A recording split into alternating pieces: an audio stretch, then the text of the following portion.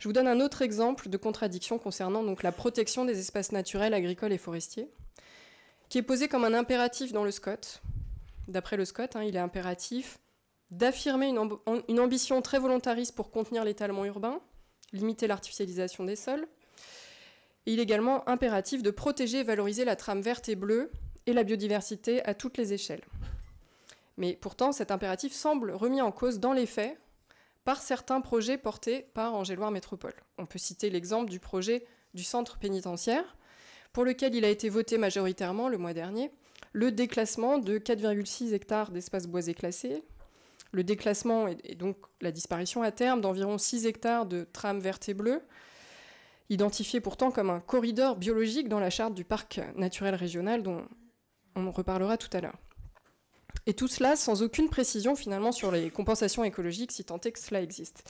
Donc je le redis ici, d'autres sites d'implantation étaient possibles et moins impactants, et qui plus est si le dimensionnement de la prison était moindre.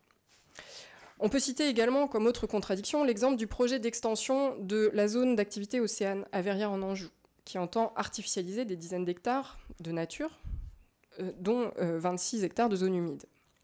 Donc qui devons-nous croire finalement? Le SCOT qui fixe comme impératif la préservation écologique, ou bien vos projets d'aménagement qui détruisent des écosystèmes uniques de notre territoire, qui contreviennent du coup aux engagements que nous prenons, que vous vous engagez à prendre ce soir à travers ce SCOT.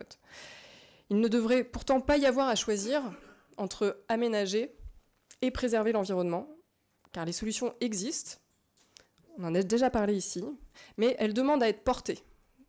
Et c'est précisément ce à quoi ALM devrait, selon moi, s'atteler. De la même manière, il y a aussi des contradictions entre la manière dont vous soutenez les orientations stratégiques du SCOT en matière de mobilité, de transition écologique, et les décisions récentes prises par la région qui vont à l'opposé. Expliquez-nous comment votre famille politique peut ici tenir ce discours de soutien au changement de mobilité, à la transition ou encore à la lutte contre la précarité énergétique, et à la région dire l'inverse.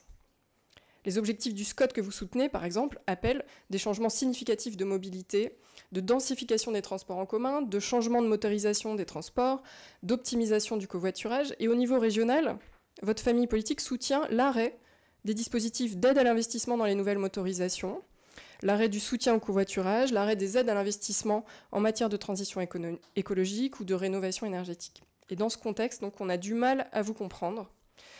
Donc même si les intentions vont dans le bon sens avec ce SCOT, et avec tout le respect pour le travail réalisé par les équipes, nous nous abstiendrons sur cette délibération en raison de ce que nous pouvons qualifier finalement d'un schéma, peut-être de cohérence territoriale, mais surtout d'incohérence politique. Je vous remercie.